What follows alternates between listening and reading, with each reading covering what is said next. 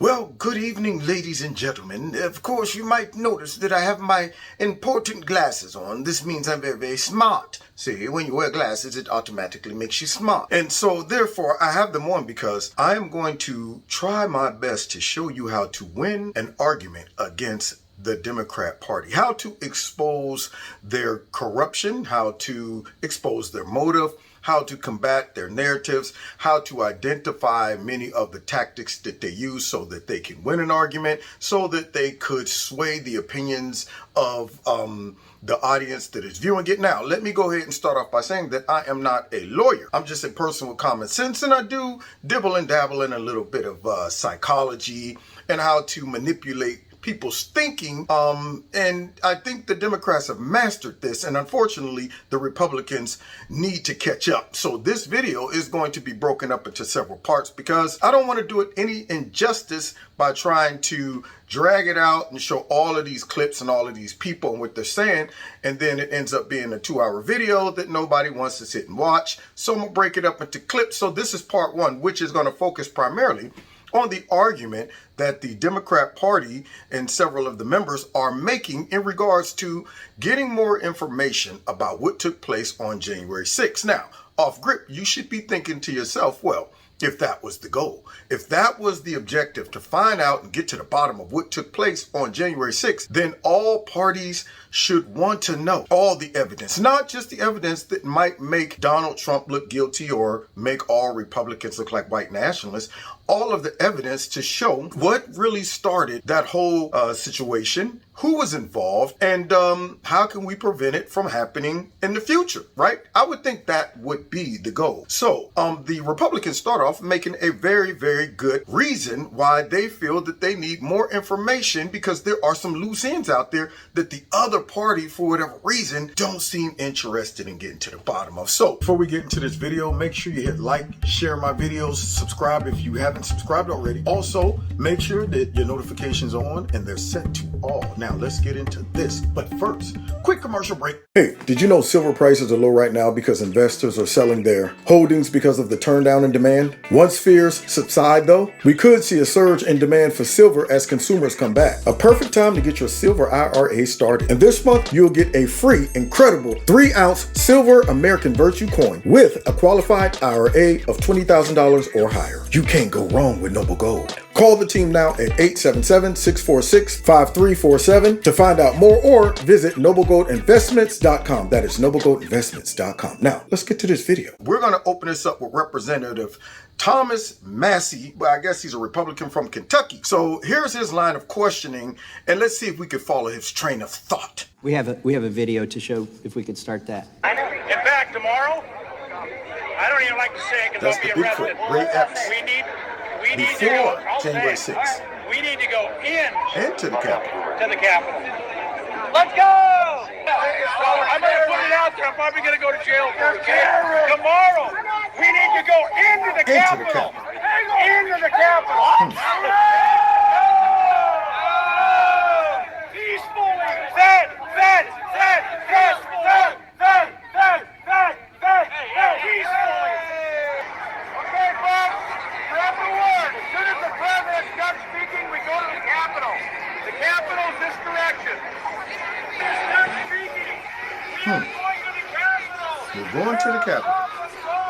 It's that direction. He spread the word.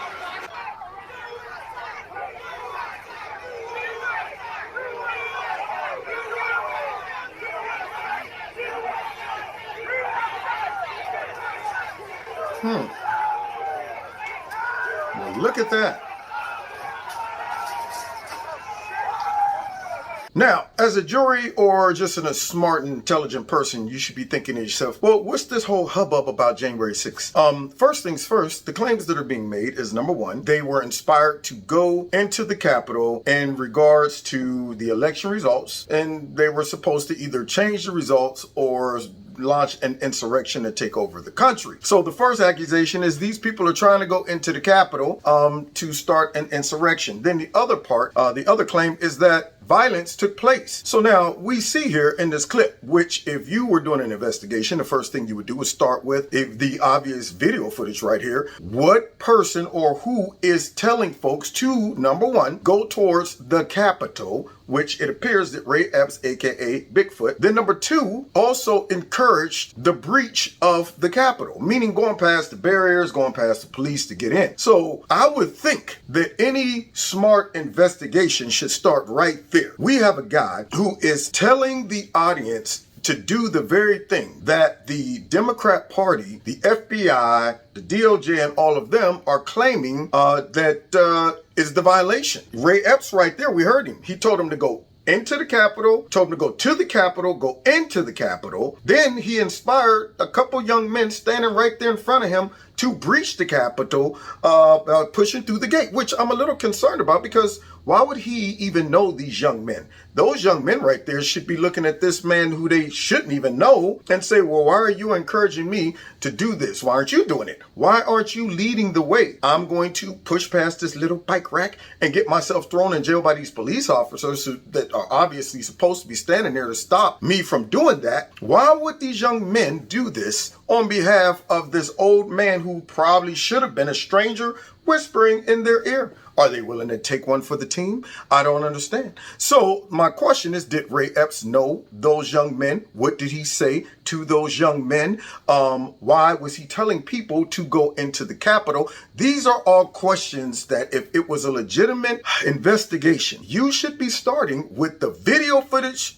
and evidence of the person encouraging the people to do it, plus the very first launch to push past any of these officers was encouraged by that man. So it seems like he's playing a key part. But let's see what Thomas Massey has to say about it too. This is the only person that we have on video before the events on January 6th saying, go into the Capitol. He did say go that. into the Capitol. He says, I'll probably go to jail for this. I'll probably be arrested. He knew what he was saying. And what strikes all of us on this side of the aisle, just incredible, is the lack of curiosity on the other side of the aisle. Yeah. They want to get to the bottom of this. They claim that somebody planned it. You've got somebody here the day before planning it, somebody the day of directing hundreds of people where to go, and then being present at the very first breach of that outer perimeter, the first bike rack that went over, he's whispering in somebody's ear. Well, the FBI knew this was somebody to investigate, and they made him number 16 on their most wanted list, number 16. But by July, without explanation,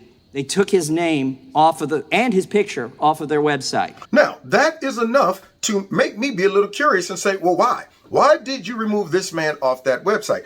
If this guy is one of the key people there for 2 days. He was there the day before, he was there the day of. He encouraged the folks to go to the Capitol and into the Capitol, and all of this evidence laying out there with him saying this and the people following his lead, it would appear that maybe this guy might have been the insurrectionist. Maybe this guy might have been leading the troops. Maybe he was over the whole thing. Maybe he was the coordinator. We don't know. See, so my thought would be, instead of starting with someone who you have to stretch, bend, and contort what they said to make it appear that they were encouraging them to go to the Capitol, like Donald Trump when he says, walk over and let your voices peacefully be heard, I would think you would start with the man who doesn't say anything about peacefully be heard. He just says, let's go into the Capitol. Donald Trump didn't say go into the Capitol. That guy did. And he encouraged those young men to push past that barrier. So the man right there that seems to be the source of all of that action is being ignored. But yet that J6 committee is telling all of us that they're trying to get to the bottom of the matter by skipping over one of the key pieces.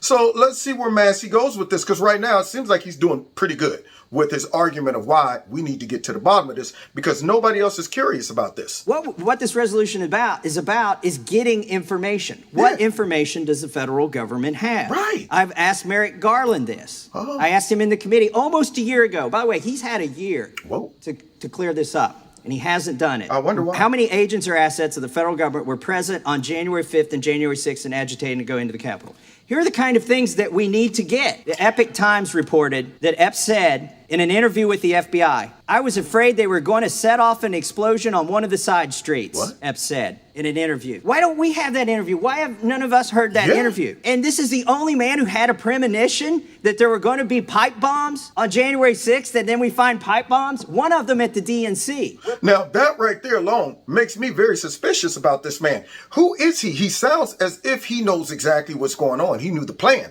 So all of these interviews that took place, the Democrats allegedly did them, or he talked to the FBI, but yet nobody has access to this. Now, I'm just thinking out loud. If this man was a real Trump supporter, a MAGA person who knew all that information and he was talking, they would release that. They would leak that. They would make sure that that interview was spread all over all of the liberal news networks that would love to hear this man talk about all the dirty details of how it was all going down and how that bomb was planted over there. They would be wondering, how did this man know where that bomb was going to be? How did he know the bomb was going to be there? How did he get a premonition? All of these things. Because see, the media and the Democrats seem to be very, very aggressive towards all of these people that were there, as far as making sure they're punished for the crime and identifying and labeling them as insurrectionists, as white nationalists, as white supremacists. But none of that is being thrown on Ray Epps, who seemed to have had all of that evidence and be a key component in launching this insurrection. But yet we're not getting any information. So they requested, but well, can you give us all of this stuff that you said? You said you interviewed the guy. The guy was removed off of the most wanted list. You haven't given us a reason why. Everybody else is thrown in a slammer and is in jail. And yet this guy's free. So then I think we deserve some type of justification why Ray Epps is the only one, along with that bomber and a couple others, that are still running around free. You see, here we go. Where Kamala Harris, Vice President-elect, Yeah. Senator Kamala Harris, was taken to the DNC. Wow. So she was taken Allegedly, to the DNC. while this pipe bomb was there. The Secret Service swept the area and they found nothing. They put her there. Later, they find the pipe bomb. How did Ray Epps know that there were going to be pipe bombs? Well, Mr. Epps That's also a good said he question. regretted sending a text to his nephew well after the violence had erupted, in which he discussed how he helped to orchestrate the movements of people who were leaving Trump's speech near the White House by pointing them in the direction of the Capitol. Now, wait, you got him on here confessing all of this stuff. He even knew that he might go to jail for it. Now, my thought is this. He probably threw that out there just to win favor with all those people who suspected that he was a Fed by saying, I'll probably go to jail for this, letting y'all know that I don't care. I'm committed to this whole thing, man. So I don't, you don't think I'll do it? You don't think I'll do it? Yeah, I'll probably go to jail for it, even though he probably knew he wouldn't go to jail. Obviously, he didn't. He was removed from the FBI list after confessing that what he was doing could send him to jail. Now, how many criminals do that and don't get thrown in the slammer? So here he is confessing he'll probably go to jail. He's telling folks that he knew that there might be some pipe bomber, and that pipe bomber apparently was able to very discreetly leave that pipe bomb over there, and it got right past the Secret Service. But Ray Epps knew. Ray Epps knew. And it came to pass. And yet the FBI, again, is not interested in finding that pipe bomber. Now, you would think if there was a white nationalist insurrectionist running around that tried to blow up Kamala Harris, that should be public enemy number one. You would think that that would be on the news, and it would be a worldwide, national-wide manhunt to find out who this mysterious pipe bomber was who almost tried to kill the vice president, a black woman. Now, I ain't heard Kamala Harris talk about that guy. She ain't inquire. Wait, how y'all doing on the guy who almost blew me up?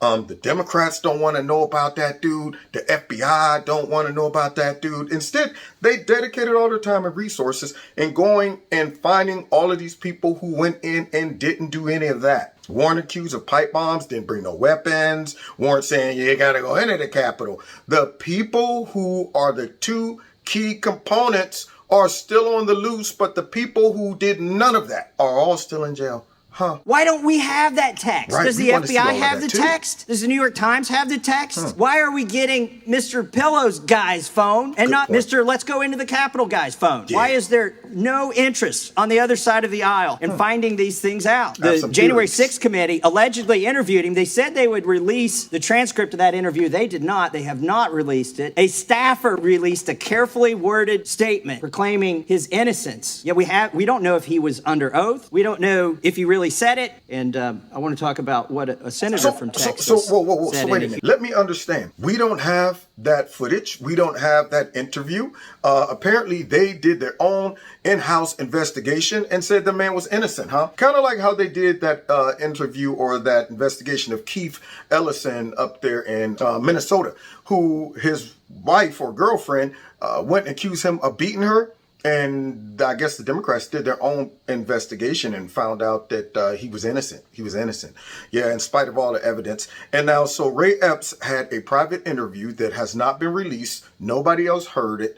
And instead of them telling us whether he was under oath, what he said, showing us the interview video footage or something, for some reason, they haven't released it now. That's enough to make you become a little suspicious, because I would think the Democrats are very anxious in trying to put out as much information that could condemn Donald Trump about this insurrection or January 6th. So now you got a key person who you had captured, who you allegedly interviewed, but somehow he ended up being found innocent, but yet all of the other people that are still in prison right now were all found guilty, or either worse, not even given a trial yet. And this guy, the guy who was saying go into the Capitol, he was talking about the bombs. He was talking about, I might even go to jail. The only dude who didn't go to jail. Now, you would think they would blast that interview all over the place, but nothing. No curiosity about him, nothing. Now, why? I got some theories. I'll be talking about that in part 2 after we go ahead and finish hearing the Republicans lay out their argument to justify why we need to know who this guy is. And I want to talk about what a senator from Texas said in a hearing, and the response that was given to him by the assistant executive director of the FBI. During a Senate hearing on January 11th, 2022, Senator Ted Cruz asked then FBI Assistant Executive Director Jill Sanborn, did federal agents or those in service of federal agents actively encourage violent and criminal conduct on January 6th? In response, Sanborn stated, not to my knowledge, sir. What? Senator Cruz then asked, was Ray Epps a Fed? And Sanborn responded by saying, sir, I cannot answer that question. This was January 11th. If the reason she couldn't answer that question is she did not know, she's had 9 months to answer that question. Merrick Garland has had almost 12 months to answer the question I posed to him. And he saw the same video that I just showed here. Now, our chairman today said that these theories have been thoroughly debunked and they're easily proven false. Well, it's easily proven false if they would release this information, if the federal government would tell us, point blank, no uncertain terms, under oath, not some staffer, not some statement released on some hearsay, not by leaking it to the New York Times, not by trying to soften the blow by putting things out in the press. Just come here and tell us. And in the chances they've had to come here and tell us, they haven't told us. And that is why the resolution is necessary. Now, I think this is very fair. Right now, they're laying a wonderful case of why they need more evidence. I mean, heck, you got this guy saying all of these things. You got the video footage out there. You got the FBI running around saying that white nationalism and white supremacy and domestic terrorism and extremism is the greatest threat to the homeland. And you got all of those agents working on rounding up all of these insurrectionists on J6, but for some reason, they didn't round up that guy. They have no interest in this guy. They took that guy off the list. And then when they were asked about that guy and was he a Fed, they said, we can't answer that. Now, I'm wondering, if you're a high-level FBI director and you don't know who's one of your assets that might be in that crowd, you got a problem. See, you should know everything about that, especially something that high profile, whereas the president was getting accused of starting an insurrection and encouraging all of this, and yet you don't know who was in your crowd. You couldn't make a quick phone call and say, hey guys, does anybody have a Ray Epps on your crew down there in that audience, huh? Because if that's the case, see, we would know then that Ray Epps was a Fed, meaning then that maybe that whole riot wasn't because of Trump supporters. Maybe it was encouraged by other people. And we need to get to the bottom of that. Now, here's our predicate of questioning that. Because up there in Michigan, they set up a sting operation, in a sense, by putting together a whole plot to frame some conservatives by trying to get them to come on board with a plot to kidnap the governor of Michigan. This was the FBI 12, I think, agents participated in that plot, which last I checked, that's called entrapment.